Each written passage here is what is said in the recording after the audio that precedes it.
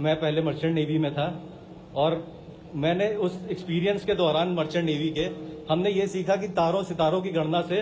हम पृथ्वी पे कहां पर स्थित हैं हम इस चीज को जान सकते हैं, जिसको सेलेस्टियल नेविगेशन कहते हैं। तो ये चीज जानने के बाद मुझे ये समझ में आया कि जो आज हम 24 घंटे की घड़ी मान रहे हैं वो मैकेनिकल टेक्नोलॉजी पे आधारित है, ना कि हमारे सूर्य हमारे चंद्रमा इन चीजों पे आधारित है। जबकि समय असली में क्या है कि पृथ्वी हमारे सौर मंडल में किस स्पीड से घूम रही है और वो सूर्य का किस स्पीड से परिक्रमा लगा रही है। आप कोई भी विश्व का कैलेंडर देखें, चाहे हमारा भारतीय विक्रम संवत कैलेंडर हो या फिर जो अंग्रेजों का कैलेंडर आज जो प्रचलित है, वो उन सभी का आधार सूर्य है कि जब सूर्य की परिक्रमा पूरी पृथ्वी एक चक्कर लगा लेती है तो हम एक वर्ष मनाते हैं। लेकिन हमारी जो डेट है वो रात के 12 बजे क्यों बदल जाती है? ऐसा रात के 12 बजे क्या खगोलीय घटना होती है कि डेट बदल जानी चाहिए? अगर हमारा वर्ष सूर्य पे आधारित है तो ऐसे ही हर दिन पृथ्वी सूर्य के सामने अपनी धुरी पे भी चक्कर लगाती है, तो हमारा दिन सूर्य उदय पे क्यों नहीं बदलता?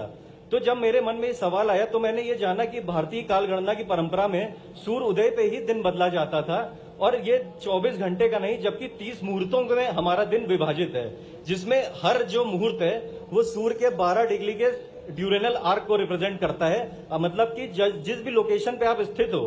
तो उस वहां पे जब भी 0 बजेगा हमारी घड़ी में, उस वक्त पे वहां पे सूर्य उदय ही हो रहा होगा और जब भी उसमें 15वां मुहूर्त हो रहा होगा उस वक्त वहां पे सूर्य अस्त ही हो रहा होगा। तो ये सब चीजें जान के मुझे बहुत ही खुशी हुई कि हमारी भारतीय काल गणना इतनी ऊंचाइयों पे हजारों साल पहले पहुंच चुकी थी, जो आज की आधुनिक टेक्नोलॉजी मैकेनिकल टेक्नोलॉजी से भी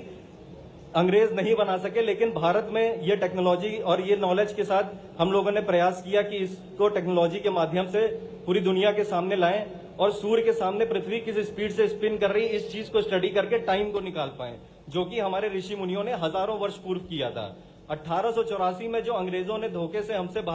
हमसे प्राइम मेरिडियन हमारा छीना और जहां पे हम लोग को इनवाइट भी नहीं किया कि भारत की काल गणना की इतनी प्राचीन परंपरा, और फिर भी इंग्लैंड ने कभी इंडिया से किसी को इनवाइट नहीं किया, भारत से किसी को इनवाइट नहीं किया उस बैठक में जो 1884 में हुई, और प्राइम मेरिडियन हमसे ले लिया गया। जबकि भारत के उज्जैन में ही वो प्राइम मेरिडियन पहले स्थित था, क्योंकि उज्जैन खगोलीय एक ऐसी स्थिति बनाता है जो कि पूरे विश्व में विशेष है, जो और कहीं नहीं बनती। जबकि इंग्लैंड सिर्फ अपनी पावर का यूज करते हुए उसने इस चीज को स्थित किया। तो जब मेरे को ये सब ज्ञान हुआ तो मैंने इस पे प्रयास किया कि मैं इस पे घड़ी बनाऊं, और डॉक्टर मोहन यादव जी ने हमारा इसके ऊपर मार्गदर्शन किया, श्रीराम तिवारी जी ने हमारा इस पे मार्गदर्शन किया कि मैं इसको सफलतापूर्वक पूर्ण कर पाऊं। धन्यवाद।